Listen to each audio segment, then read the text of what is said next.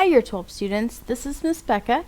Our topic for today is Cornell Notes. So, what are Cornell Notes? This is a format for note-taking that was designed in the 1950s by a guy named Walter Pock, who was a professor from Cornell University. And he wrote a book, How to Study in College, and in this book, he described this note-taking format, and he claimed that if students use this format, they could actually learn more effectively. Well, since the 1950s, people have actually done scientific research comparing the use of Cornell Notes with other note-taking formats. And they actually have found that he was right, basically, that this format does help students to learn more effectively when they're doing higher order thinking, right? It's not as good for lower level thinking, for memorization, but it is great for higher order thinking, which is very good for us in ESL, as we talked about this week. So this format of notes is going to really work with our higher order thinking skills. This format of notes would also be good for us because it is inherently a good way to make notes. And as you guys know from class this week, there is a difference between taking notes and making notes. Taking notes is the basic stuff, writing down what you see on the PowerPoint or what you hear the teachers say. Making notes is the more advanced process that you do outside of class. And that involves your higher order thinking skills. So that might be evaluating which are the things that are most important. It might mean synthesizing some ideas together to get the main ideas. It might even be creating a new way to remember the information. And all of those are higher order thinking skills. Evaluate, create, synthesize.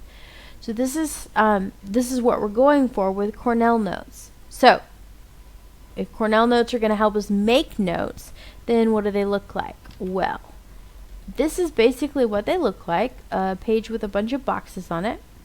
You'll notice it's got a pretty standard header, which would be true for, you want that for pretty much any notes.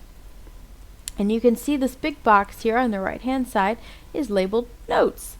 Guess what? That's where you take notes. So when you're in class, this is where you're going to be putting your information.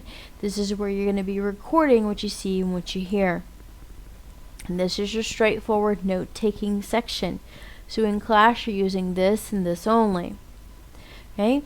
After class, sometime between 1 to 24 hours, you don't want to do it right away because you're just doing it from short-term memory.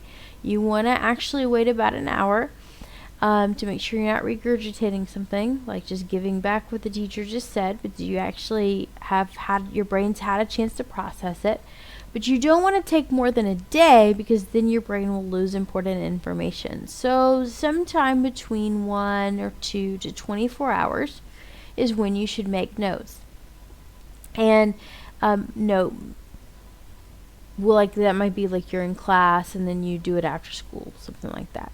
So you make your notes, and the first thing you're going to do with your note making is you're going to move to this left hand column where you see cues. Okay, you're going to use this column next. What goes in this column is anything that will cue your memory for what's in the right hand column. Usually people like to write questions because when you ask a question, it cues the answer. So what is something, or how is something, why is something important? You want to have cues to help you remember it, and questions are a good way to do that. But it doesn't have to be a question. It can be an image. For a visual learner like me, an image or an illustration might work. And some people just like to use keywords or key phrases that is just something very short and simple. It's anything that's going to be able to bring to your memory the stuff that's on the right hand side of the page, right? So that's your cues section. That's your first step in making notes. after you've gone through the hard work of making cues, you're going to know what was hard for you. And so you're going to know what to put in the questions box. This is anything you're still weak on, anything you need help with from a friend, from a teacher, from additional research yourself. And this is what you know you need to come back to study before you're getting ready for an assessment. This is like your regular review. This is where you know what do I need to work on to study for this class, right? Then the last thing is the summary. Summary is the main idea. It's going to be between 1 to 3 sentences. It's not terribly long. It's going to represent the main idea of the lesson that day. It's going to show that you understand the lesson, because a summary is the best way to put somebody else's ideas into your own words, the best way to show that you understand them, right? So summary is the very last thing you have to do in order to make notes. So there you go. You got cues, questions, and summary. You do use this, you have made notes and used your higher order thinking skills. Now, one other thing that's not necessarily related to making notes, but actually is helpful to know about Cornell Notes format, is that when you're studying using Cornell's Notes, you do not have to make separate flashcards. All you do is fold the page over so that only the left third is showing, like the 1/3 of the page over here. And then you just see your cue, you study, and if you have questions, you open up the notes page to check yourself, close it up, go to another cue. You can review just with this one page because of the way it's structured. So that is a nice benefit of Cornell Notes as well. That's it. That's Cornell Notes. You know how to use them now. Please make sure that you really know how to use them, because we're going to use them in class next week. So make sure you understand this material. In order to help me know that you understand it, please also do the quiz that was with this assignment. Also, you will see 2 additional handouts. One of them is a sample in Cornell Notes format.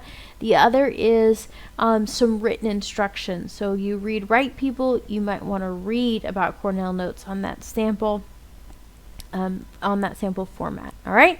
So look at the handouts, take the quiz, make sure you know how to use Cornell Notes in class next week. That's it.